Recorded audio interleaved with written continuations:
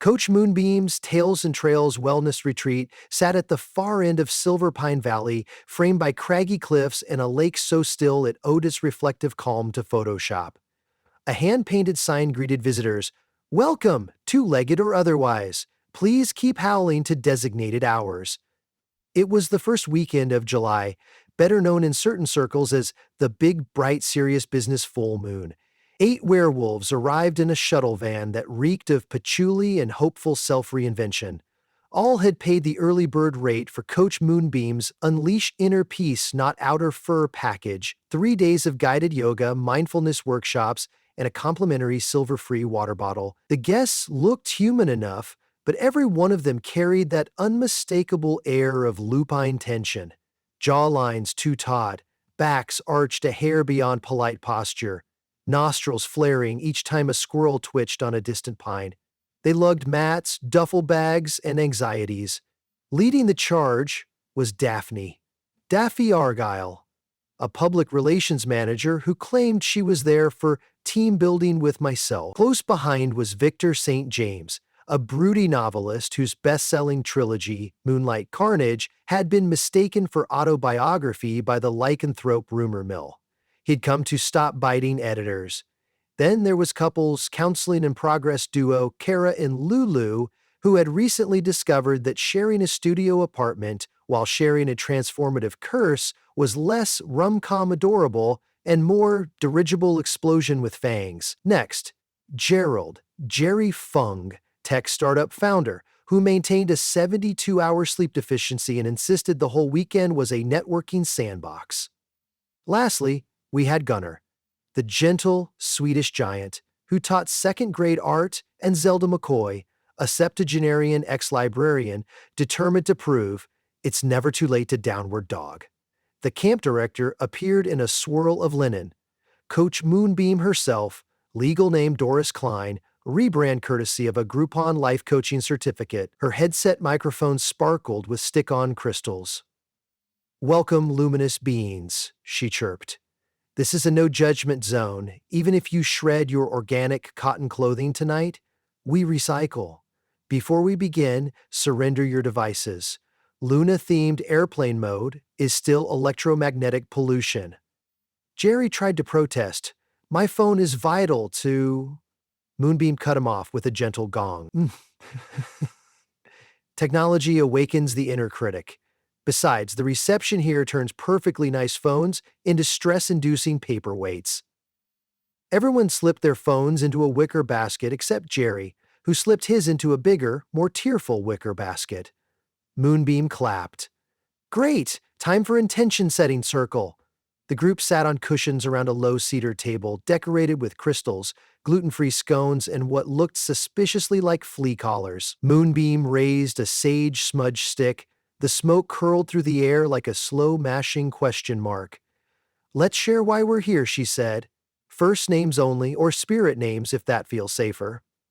Daphne began. "Hi, I'm Daphne, and I want to cultivate serenity instead of late-night press releases that reek of panicked wolf drool." Polite nods. Victor shifted. "Victor, I'd like to stop treating Amazon reviewers like chew toys." More nods. Kara and Lulu spoke in a tandem that suggested couples therapy had not resolved anything except who would start and who would finish each sentence. Kara, here, and Lulu, looking for a joint practice. That doesn't end with one of us gnawing the sofa. Gunnar's turn. "I am Gunnar. My students scream if I misplace a single sticker, so I need calm. Also, last full moon, I ate the PTA treasurer's keens. I mailed an apology card, but still." Zelda tapped her cane. "I'm Zelda. The worst part of transforming at 73 isn't the knee pain. It's that my grandchildren think I'm on TikTok in the woods at night. I want to show them Granny can be both mindful and monstrous." Jerry cleared his throat. "Gerald Fung, CEO. A full-stack furrier. Look, I just need quality branding photos of me in a serene pose that do not include, mauling." Moonbeam beamed. "Beautiful sharings. Tonight, we align with the moon in a harmony flow for hairy circumstances. But first, juice cleanse." She unveiled mason jars of murky green liquid. "Kale, cucumber, spirulina, plus wolfsbane. Kiddin', just oregano. The group drank. No one died, though Daphne burped like a diesel bus. Afternoon brought the first yoga session on the lake dock. A stiff breeze carried the tang of pine, remote possibility of enlightenment, and confirmed possibility of goose droppings. Mountain pose, Moonbeam instructed, demonstrating by rooting her bare feet and lifting her arms skyward. The retreaters mirrored her, except Jerry kept sneaking glances at his smartwatch, which he'd taped to the underside of his mat because strategic rebellion counts as self-care. Feel the stability of Mother Earth, she continued. Imagine your inner wolf curling up for a nap. The wolves tried. They really did. But inner wolves are lousy nappers. Lulu's nostrils flared at the smell of a distant barbecue. Gunner's ears, still human, yet preternaturally ambitious, swiveled toward gossiping sparrows. Victor's eyes darted as if hunting for an escape clause in his publishing contract. Moonbeam led them through sun salutations. Inhale, sweep arms to sky. Exhale, swan dive to forward fold. Daphne's palm slapped Dockwood with such force that a family of ducklings paddled away screaming quack profanities. Zelda's joints popped like bubble wrap, but she flashed thumbs up every time a tendon threatened a mutiny. They made it to Savasana, the final resting pose, without homicide. Moonbeam whispered, "Surrender to stillness," and activated a Bluetooth speaker disguised as an acorn, which played whales singing karaoke to crystal bowls. The whales were mid-Bette Midler when Jerry's taped smartwatch buzzed. He jerked, accidentally kicking Victor. Victor snarled, a distinctly canid rumble. Daphne's eyes snapped open, gold flecks dancing. Moonbeam sensed impending chaos. She produced an essential oil roller titled Calm the Beast and rolled it on Victor's temples. Ingredients: lavender, chamomile, placebo. Amazingly, he relaxed. Either aromatherapy worked or he'd entered a fugue state to draft book 4. Session complete, the group trudged to dinner. Quinoa patties shaped like crescent moons and mushroom steaks, topped with a drizzle of nutritional yeast, because nothing screams tranquility like expensive beige fungus. Night crept in, and the moon rose like a VIP disco ball. Coach Moonbeam gathered the pack by a bonfire. "Remember," she said, "tonight brings intense energies. If you feel overwhelmed, channel it into breath, or retreat to the safe shed." She pointed at a small cabin padded with yoga bolsters and National Geographic magazines. She passed out lyric sheets. "We're going to do vocal release, a gentle howl practice." 8 sets of eyebrows rocketed. Jerry raised a hand. "Like actual howling?" "Controlled howling," Moonbeam corrected. "Imagine karaoke, but your duet partner is the cosmos." They began humming, escalating to ah-oh-oh notes. Daphne howled first, tentative. Gunner followed with the baritone woo that could vibrate dental fillings. Soon the night brimmed with audio that NASA might mislabel as alien communication. Mid-howl, Kara and Lulu's voices collided. The cadence mirrored arguments about fridge shelf etiquette. Suddenly Lulu yipped an octave too high. Kara whipped her head, eyes glowing. Moonbeam sensed aggression. "Remember, compassion breath," Lulu snarled. "Your compassion breath still leaves toothpaste in the sink." Kara snapped, claws sprouting. Moonbeam flung a weighted blanket like a horse trainer calming a spooked stallion. It worked until Jerry's smartwatch, now taped to his calf, buzzed again, flashing a live update of Dogecoin prices. The bright glow startled Kara. She leapt onto Klaatu, Moonbeam's emotional support Roomba, which scuttled under the bench. Victor, who'd been quietly planning synonyms for lacerade, exploded from his folding chair. Fur sprouted. Gunner followed suit, then Daphne. Zelda tried to stand, but her hips betrayed her. Moonbeam slapped her gong. "Safe shed! Safe shed!" She shepherded everyone toward the cabin with the tone of a flight attendant announcing complimentary peanuts during freefall. Inside, bolsters lined the walls, plus copies of Eat, Pray, Lupine. Coach Moonbeam dimmed the lights to forest twilight on a Himalayan salt lamp. "Ground yourselves," she said, breathless. Outside, the moon glared through windows like an inquisitive paparazzo. Jerry's eyes flicked to his calf screen. Dogecoin, down 12%. He whimpered. Whether at crypto losses or imminent hair growth was unclear. Zelda patted his shoulder. Chin up, dear. Markets like fleas come and go. Fur erupted across Jerry's arms before he could thank her. Within 30 seconds, 7 out of 8 participants had transformed. Zelda remained mostly human, proof that AARP membership sometimes delays lycanthropy. The safe shed suddenly wasn't. Bolsters ripped, National Geographic shredded. Somewhere, Jane Goodall was photogenically mauled. Moonbeam retreated behind a stack of gongs, clutching a whistle shaped like a tiny Buddha. Remember our mantra, I am more than my monstrous impulses. No one listened. Lulu and Kara circled, snapping. Daphne gnawed a bolster like it owed her child's support. Gunnar tried to meditate but ended up chewing the salt lamp, which turned his saliva a soft pink glow. Victor, in full beast mode, stalked Moonbeam. His eyes held that look of someone ready to file a complaint with fangs. Moonbeam, cornered, searched for nonviolent de-escalation ideas. Her fingers landed on a remote labeled Emergency Playlist. She pressed play. A booming beat filled the shed. YMCC by the Village People. The wolves paused, heads tilted. The song's primal combination of catchy chorus and human letters overcame animal brains. Gunnar started the arm motions. Y-M-C-A, Furred, limbs chopping the air. Daphne joined, then Lulu, then the rest. Even Victor reluctantly spelled with claws. Moonbeam exhorted like a fitness instructor possessed by 1978. Big arms, breathe, find your joyful howl. The shed shook as 8 wolves danced YMCA under a disco ball of moonlight seeping through planks. Endorphins trumped bloodlust. When the track ended, panting wolves looked around sheepishly, tails wagging in apologetic synchronization. Moonbeam seized the window. Great breakthrough! You've redirected lunar energy into communal choreography. That's progress. Outside, the night deepened. She guided them to the clearing for cooldown stretches. The wolves, still furry but calmer, followed like a shaggy conga line. Child's pose, Moonbeam said. They knelt, foreheads to ground, rumps raised. Technically more puppy pose, but semantics are overrated at midnight. Moonbeam led them through cat-cow, which, for werewolves, bordered on specious bias, but felt amazing on lumbar vertebrae. She added gentle neck circles, aware that anything too advanced might trigger murder. Gradually, one by one, they reverted to human form, clothed only in tatters and existential dread. Zelda, who'd remained mostly human, applauded. Moonbeam passed out wool blankets, ethically sourced, 0 silver in the weave. Integration circle. Let's share insights before dawn yoga.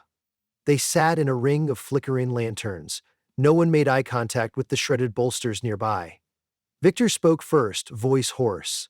I danced instead of disemboweling. That's new. Daphne nodded. Turns out my beast can spell YMCA better than I can.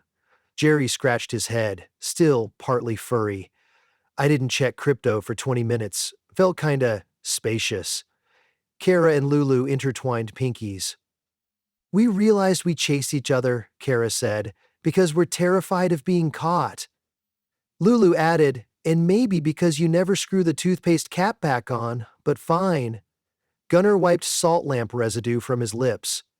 I will propose dance breaks to my second graders, minus partial nudity. Zelda leaned on her cane. I simply enjoyed watching you youngsters flail about.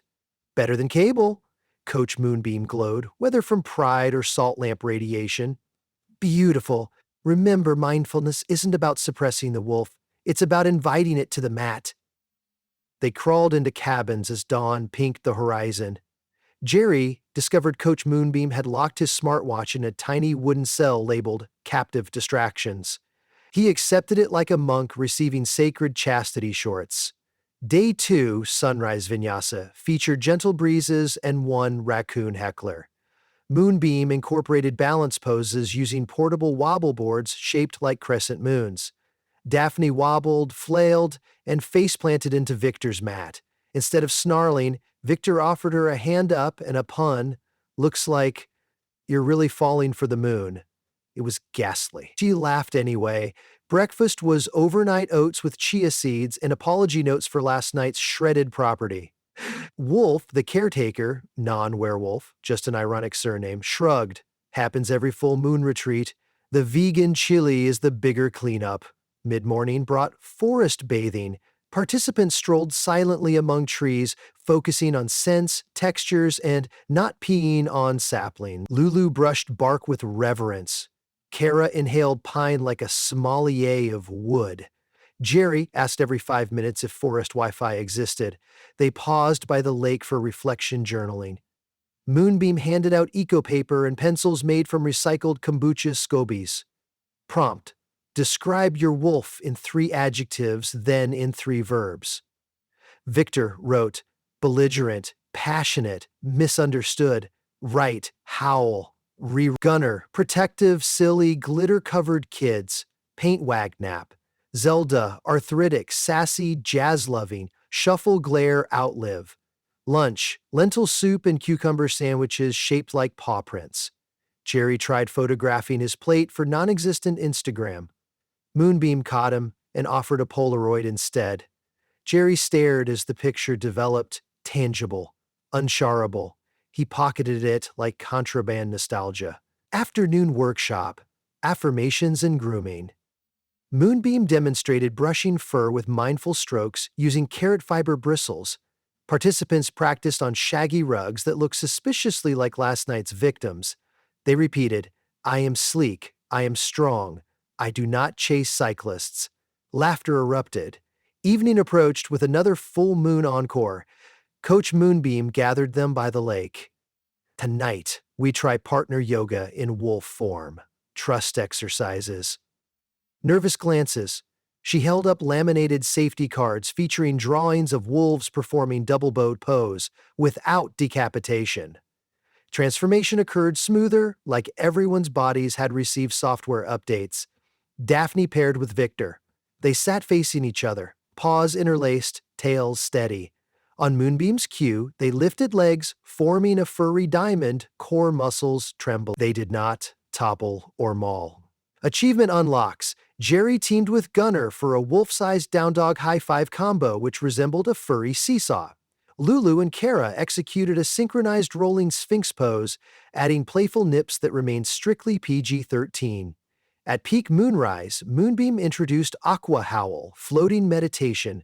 The lake glowed with bioluminescent algae she may or may not have snuck in for ambience. The wolves paddled in circles, muzzles tilted to the sky, letting vibrations ripple across water like cosmic subwoofers.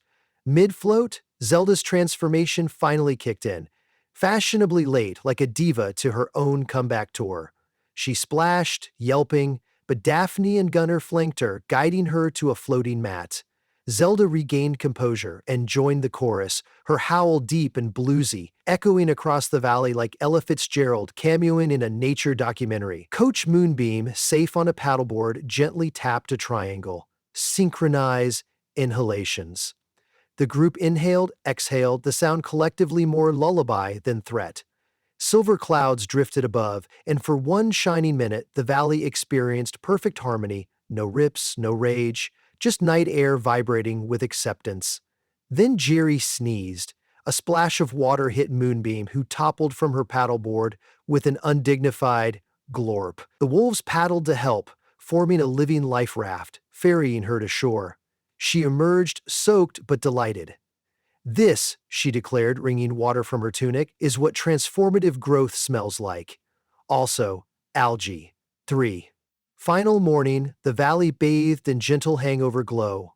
Everyone assembled for graduation, each wearing a hand-knitted headband made by Wolf, sporting tiny crescent moons, and the phrase, Om Nom Nom. Moonbeam handed out certificates, certified in Lunisolar Yoga, Level 1, fur-friendly. She added individual superlatives.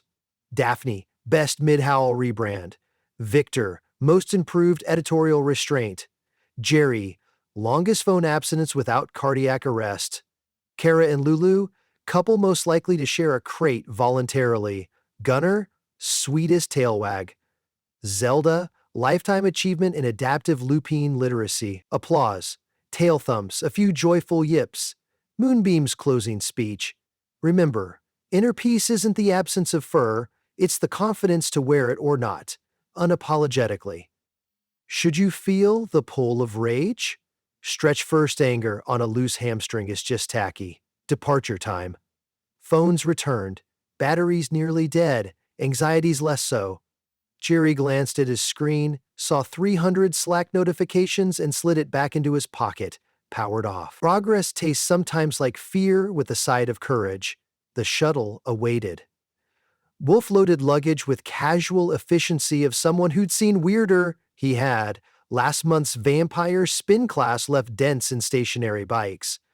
Participants hugged, sincere, slightly sniffy. Victor promised Gunnar an illustrated children's spin-off, The Teacher Who Howled at Recess. As they boarded, Coach Moonbeam presented each with a mason jar of lake water labeled Bottled Tranquility, Shake Before Believing. She waved her gong mallet like a royal scepter. Go forth and howl mindfully. The van pulled away, 8 calmer, queerier werewolves inside. They watched the retreat recede, the sign's final advice shrinking. Howl if you love yourself. Daphne leaned back, window cracked. The breeze carried forest scents laced with the hint of leftover sage.